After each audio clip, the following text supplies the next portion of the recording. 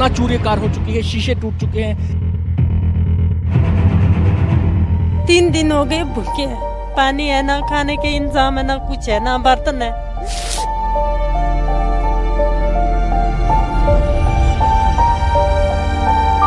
घर वाली भी चले गई, मेरी बेटी भी थी, आप उसका शादी होने वाली थी, वो भी चले गए, और मेरे भाई की बीवी थी, वो भी चले गई। ड्रोन के जरिए तस्वीरें ली जा रही हैं और जो विजुअल ली जा रहे हैं वो डायरेक्ट उमर अब्दुल्ला को यहाँ पर दिखाए जा रहे हैं, सीएम जम्मू कश्मीर के।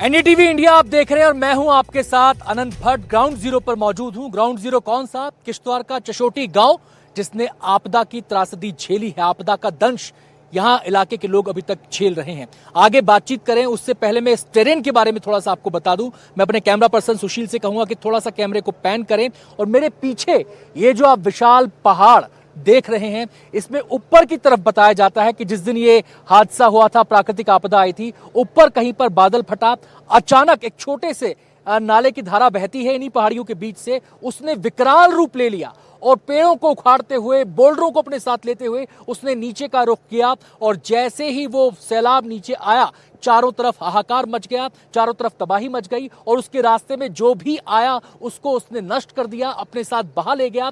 जिस इलाके में त्रासदी हुई, जो स्पॉट है इसका वाकई, वो स्पॉट हम जहां पर खड़े हैं उससे 100 से 150 मीटर की दूरी पर है, क्योंकि वहां पर जाना, वहां पर जाकर बात करना तकनीकी रूप से मुमकिन नहीं था, इसलिए हम इस पार्किंग एरिया में खड़े हैं। और अब मैं कैमरा पर्सन से कहूंगा कि कैमरे को वापस यहां पर लेकर आए। हम आपको बता दें कि यहां पर एम्बुलेंस लगातार खड़ी हुई हैं कि अगर कोई जरूरत पड़ती है तो एम्बुलेंस यहां पर आए। सुरक्षाकर्मी यहां पर मौजूद हैं, सुरक्षाकर्मी 24 घंटे यहां पर मुस्तैद हैं, चाहे वो हमारे सेना के जवान हो, सीआईएसएफ के जवान हो, इसके अलावा हमारे चाहे वो एनडीआरएफ के जवान हो, एसडीआरएफ के जवान हो, तमाम लोग यहां पर मौजूद हैं रेस्क्यू ऑपरेशन चलाने के लिए। किसी किस्म की कोई बाधा किसी को ना आए और जल्द से जल्द जो लोग लापता हैं उनकी तलाश की जा सके। तो ये है पूरा लेखा जोखा। अभी की जहां जो स्थिति है वो यही स्थिति है। आपको बता दें कि मचेल माता का जो मंदिर था, जो यात्रा थी, वहां पर जो लोग फंसे हुए थे, दरअसल क्या था कि नाले के दोनों तरफ इलाका है, यहां से लोग जाते थे उस तरफ जहां से यात्रा शुरू होती थी। 8.5 किलोमीटर की यात्रा है, और वहां से फिर 8.5 किलोमीटर की यात्रा करने के बाद लोग वापस आते थे। लेकिन जब ये तूफान, ये सैलाब यहां पर आया, त्रासदी यहां पर हुई, उसके बाद जो लोग थे वहां पर फंस गए। करीब 15,000 लोग वहां पर फंसे हुए थे, जिनको युद्ध स्तर पर बाहर निकाला गया। और हमारी आखिरी जानकारी यह है कि शायद सभी लोगों को वहां से सुरक्षित निकाल लिया गया है। यात्रा फिलहाल रोक दी गई है, क्योंकि यहां पर बड़े पैमाने पर ऑपरेशन चलाया जा रहा है। फिलहाल जहां तक चशोटी गांव की बात है, तो यहां पर जगह जगह तबाही के निशान बिखरे हुए हैं, लोग परेशान हैं। जिन्होंने अपने परिजनों को खो दिया है, उनकी भरपाई कभी नहीं हो पाएगी, इस बात का दुख उन्हें सता रहा है। कुछ लोग ऐसे हैं जिनके यहां किसी की मृत्यु तो नहीं हुई है, लेकिन उनका माली नुकसान काफी हो गया है। उनकी आजीविका के साधन इस तूफान ने, इस त्रासदी ने, इस सैलाब ने छीन लिए हैं।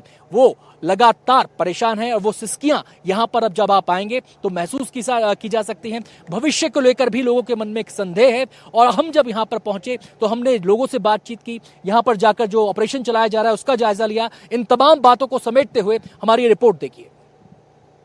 मेरा सारा कुछ चला गया, मुझे कुछ भी नहीं बचा, बस जो ये कपड़े लगे हुए हैं यही है, बाकी कुछ भी नहीं है। 3 दिन हो गए भूखे हैं, ना खाने के, ना घाट का, ना घाट के, हमें कुछ भी नहीं रहा।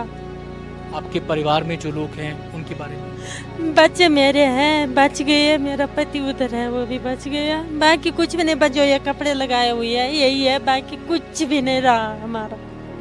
और सरकार से आप क्या कहना चाहते हैं? हम क्या बोल सकते हैं, सरकार को देगी तो देगी, तो क्या करेंगे? तब तक तो हम इधर ना पानी है, ना खाने के इंतजाम है, ना कुछ है, ना बर्तन है। अब जो ये बाढ़ आए, हमारे मकान में चले गए, हमारे घर वाली भी चले गए, मेरी बेटी भी थी, आप उसका शादी होने वाली थी, वो भी चले गए, और मेरे भाई की बीवी थी, वो भी चले गई। तो हमारे कुछ नहीं रहा, नहीं कोई खाने को, नहीं कुछ। ये किश्तवाड़ के लोगों का दर्द है। चशोती में फटे बादल के बाद जो तबाही मची, उसने सब कुछ उजाड़ दिया है। इन्होंने अपनों को खोया। वो बेटी जिसकी शादी होने वाली थी, वो अब नहीं बची। बेटी की शादी कब होने वाली? कोई नवंबर दिसंबर में। रिश्ता पक्का कर दिया था। रिश्ता पक्का हो गया था, वो चले गए। उसके लिए जो सामान लाया था वो भी सारे बह गया। तब हमारे पास अभी कुछ नहीं। अब इन्होंने भी अपने जनों को खोया है, अपने परिजनों को खोया है, नाते रिश्तेदारों को खोया है। जो बिटिया थी जिसकी शादी इन्होंने पक्की कर दी थी, बता रहे हैं कि दिसंबर महीने में उनकी शादी होने वाली थी।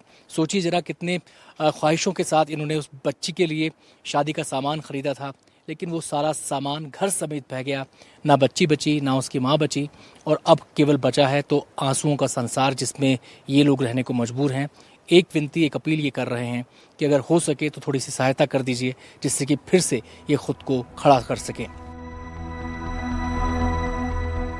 इसी दौरान मुख्यमंत्री ओमर अब्दुल्ला भी घायलों का हाल जानने और रेस्क्यू अभियान के लिए किश्तवाड़ पहुंचे। उनके पहुंचते ही लोगों ने उन्हें घेर लिया, नाराजगी जताई कि अभी तक कोई मदद क्यों नहीं मिली है। एनडीटीवी से बात करते हुए ओमर अब्दुल्ला ने कहा कि जब तक बचाव अभियान पूरा नहीं हो जाता हम यहां से हटेंगे नहीं, डटे रहेंगे। हमारे लोग यहाँ से हिलेंगे नहीं, हटेंगे नहीं जब तक कि हम पूरी तरह से इस सिचुएशन को हम डील नहीं करते। तमाम हुकूमत के जो आला अफसर हैं वो मौके पर मौजूद हैं। इन हालात में मुश्किल होगा, लेकिन हम कर रहे हैं। और इसमें भी नज़ीर आप देखें ना, अब इसमें भी हमें फूक फूक के कदम रखना है। अब हम चाहें तो जेसीबी को मतलब बहुत तेज़ी से इस्तेमाल कर सकते हैं, लेकिन कम से कम अगर हमें डेड बॉडीज़ भी निकालनी हो तो उनको भी इज्जत से निकालने की कोशिश करनी चाहिए। जिस परिवार से ओमर अब्दुल्ला ने मुलाकात की, उस परिवार के पास एनडीटीवी की टीम भी पहुंची। लोगों का सब कुछ तबाह हो गया है। सरसों माँ थी, गिराट में गई थी आटा पीसने, बस आटा घर में खत्म हो गया था। उसके बाद बस वहाँ पे फ्लड आया तो सासू माँ नहीं रही। बादल फटने की वजह से पूरा मतलब सब कुछ बह गया। जैसे फ्लोर मिल थी वो चले गए, इरिगेशन कैनाल्स थी जितनी वो सारी टूट टाट गई, क्योंकि अभी फसल इस बार जो पक गई वो तो पक गई, नेक्स्ट सीजन में कुछ नहीं आएगा। आपको बताएं कि ड्रोन के जरिए जो तस्वीरें ली जा रही हैं, ड्रोन के जरिए तस्वीरें ली जा रही हैं और जो विजुअल ली जा रहे हैं वो डायरेक्ट ओमर अब्दुल्ला को यहाँ पर दिखाए जा रहे हैं, सीएम जम्मू कश्मीर के। वो डायरेक्ट तस्वीरें यहाँ पर उनको दिखाई जा रही है, जिससे कि वो हालात का जायजा ले सकें, जो स्थितियाँ हैं उनके बारे में जानकारी ले सकें कि कहाँ कहाँ कितना कितना नुकसान हुआ है। एनडीटीवी की टीम बीती रात चशौती पहुंची। रात में भी लगातार यहां रेस्क्यू ऑपरेशन जारी रहा। कई लोगों की मौत हो चुकी है और बहुत सारे लोग जख्मी हुए हैं इस पूरे हादसे में। मैं आपको दिखाना चाहूँगा कि पीछे आप देख सकते हैं गाड़ियों की आवाजाही यहाँ पर हो रही है। दरअसल इन गाड़ियों के जरिए जो लोग फंसे रह गए हैं उनको इवैक्यूएट किया जा रहा है। हमारे तमाम सुरक्षाकर्मी यहाँ पूरी तरह से मुस्तैद हैं। ये देखिए पूरी बड़ी संख्या में सुरक्षाकर्मी मौजूद हैं और रात में भी जो रेस्क्यू ऑपरेशन है, ये मशीनें यहाँ पर खड़ी हैं रेस्क्यू ऑपरेशन चलाने के लिए। ये बड़ी बड़ी जो बुलडोज़र यहाँ पर आए हुए हैं, बड़ी बड़ी जेसीबी मशीनें यहाँ पर आई हैं। इनका काम दरअसल ये है कि मलबे को हटाया जाए, बड़े बड़े बोल्डर पत्थर जो आके गिरे हैं उनको यहाँ से वो किया जाए।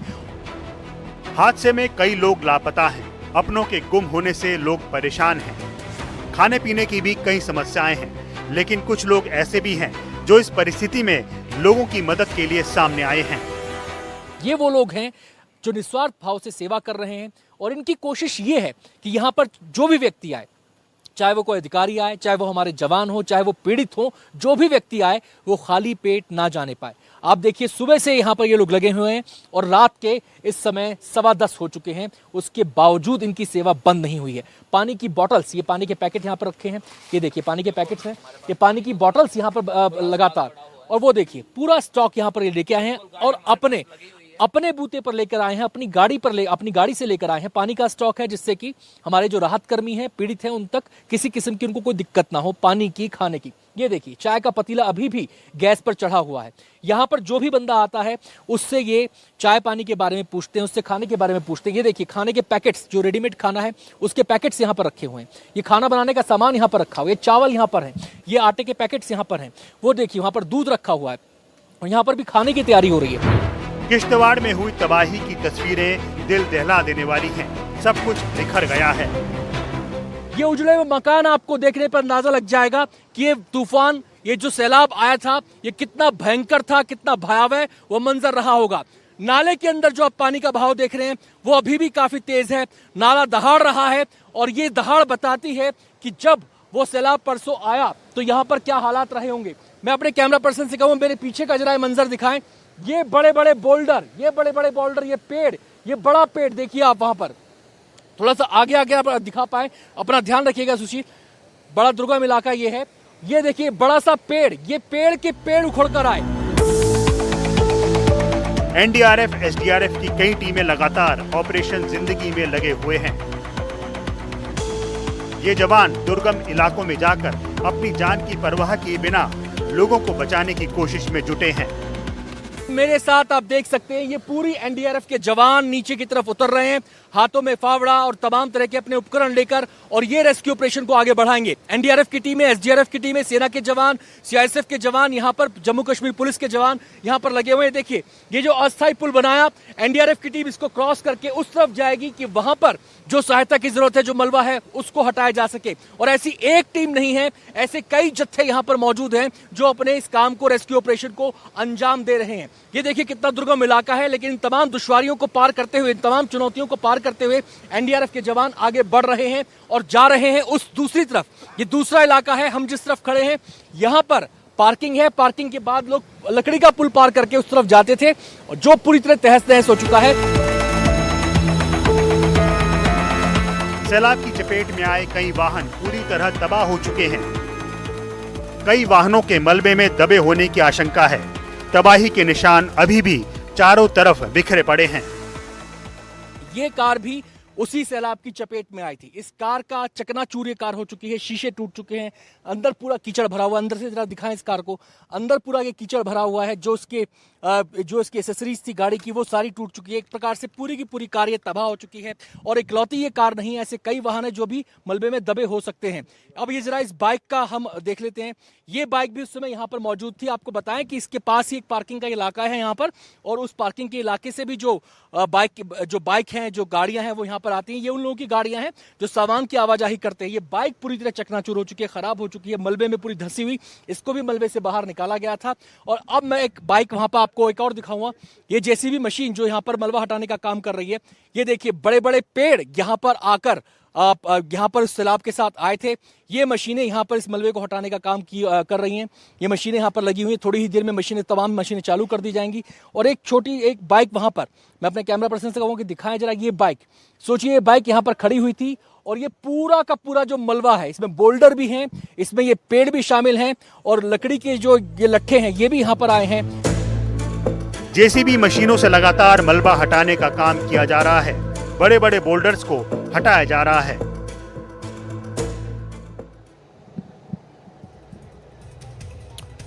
तो ये बड़ा मिशन है जिंदगी को बचाने का, लोगों को तक सहायता पहुंचाने का, और ये महा मिशन लगातार चल रहा है। कल रात को एनडीटीवी की टीम यहां पर पहुंच गई थी इस उद्देश्य के साथ कि आपको हम सीधी, सटीक, सच्ची खबर दिखाएं, ग्राउंड जीरो से उन लोगों से आपको मिलवाएं, उनकी बात सुनाएं जो इस हादसे के पीड़ित हैं। और रेस्क्यू ऑपरेशन के बारे में हमने कल रात से ही आपको जानकारी देनी शुरू कर दी थी। आज सुबह जब हम यहां पर पहुंचे तो तस्वीर कुछ और साफ हुई, और हमने रेस्क्यू ऑपरेशन की जगह पर जाकर तमाम हालात को देखा। और जिस समय रेस्क्यू ऑपरेशन चल रहा था, दरअसल क्या है कि मलबे के अंदर बहुत सारे लोगों के दबे होने की आशंका जताई जा रही है लगातार।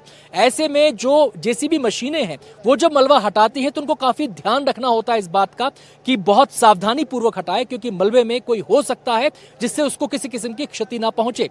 तो इसी दौरान जब ये रेस्क्यू ऑपरेशन की रिपोर्ट हम कर रहे थे ग्राउंड जीरो से, उसी दौरान एक शव जो है बरामद हुआ। और जब हमने उसके बारे में पता किया, मालूमात की, तो पता चला कि वो हमारे एक सीआईएसएफ जवान का शव था। ये रिपोर्ट देखिए। हम इस समय चशोटी में मौजूद हैं। मेरे पीछे आप देख सकते हैं रेस्क्यू ऑपरेशन चलाया जा रहा है। बुलडोजर अपना काम कर रहे हैं, जेसीबी अपना काम कर रहे हैं, लगातार मलबा हटाने का काम जारी है। और ये देखिए अभी अभी एक शव बरामद हुआ है मलबा हटाने के दौरान। एनडीआरएफ की टीम, सेना के जवान यहाँ पर मौजूद हैं जो इस डेड बॉडी को लेकर आए।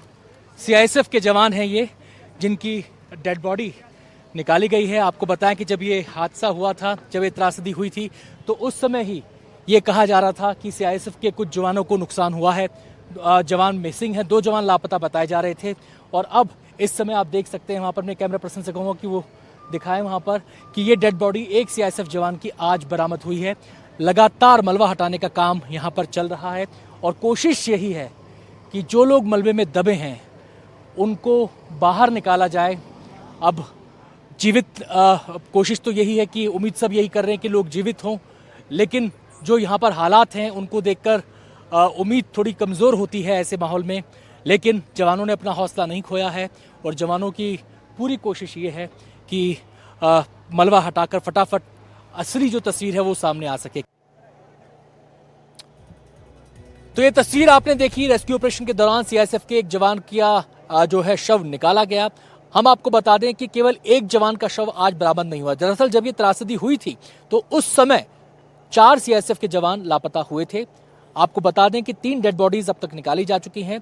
एक डेड बॉडी पहले निकाली गई थी, 2 शवों को आज निकाला गया है। आज जब उन्हें एम्बुलेंस में ले जा रहे थे उनके साथी, सबकी आंखें नम थी, सबके दिल में दर्द था। हम भी वहां पर मौजूद थे, उसी से जुड़ी हमारी रिपोर्ट देखिए। जैसे जैसे मलबे की खुदाई हो रही है, कुछ दर्दनाक, कुछ दुखद, कुछ तकलीफ दे तस्वीरें भी सामने आ रही हैं और उस तकलीफ का एक प्रमाण मेरे सामने ये एम्बुलेंस है। जब हमारे सीआईएसएफ के जवान थे, 4 जवान हमारे मिसिंग हुए थे जब ये त्रासदी हुई थी और उस समय 4 जवानों की जानकारी हमारे सामने आई थी कि 4 जवान मिसिंग हैं, नहीं मिल रहे हैं।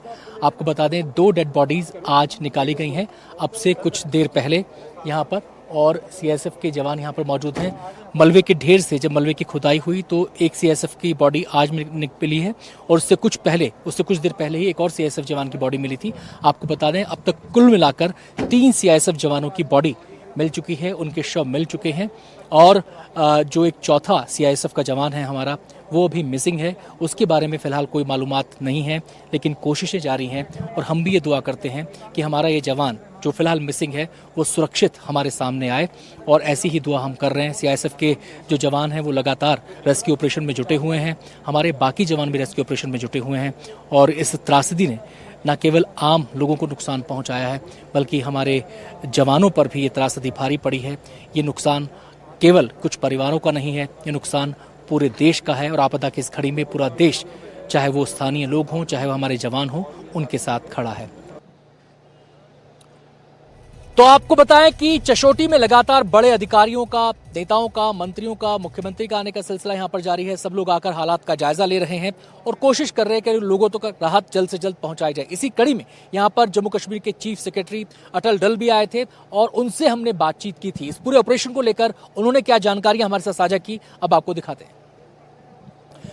चशोटी में इस समय जो जम्मू कश्मीर के चीफ सेक्रेटरी साहब हैं वो आए हैं तमाम हालात का जायजा लेने के लिए, जो रेस्क्यू ऑपरेशन चल रहा है उसके स्थिति देखने के लिए कि किस तरीके से काम आगे बढ़ रहा है। सर, सबसे पहले तो हम यही जानना चाहेंगे, रेस्क्यू ऑपरेशन की स्थिति आपने देखी, तो क्या आप बताना चाहेंगे हमारे दर्शकों को कि कहाँ तक पहुँची ये चीज़ें?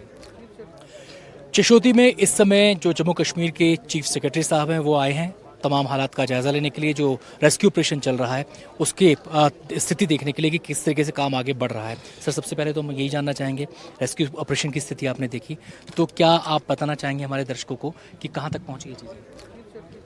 14 अगस्त को लगभग 12:30 बजे ये क्लाउड बर्स्ट हुआ, जिसकी वजह से एक काफ़ी नुकसान यहाँ हुआ है और एक प्राकृतिक आपदा है।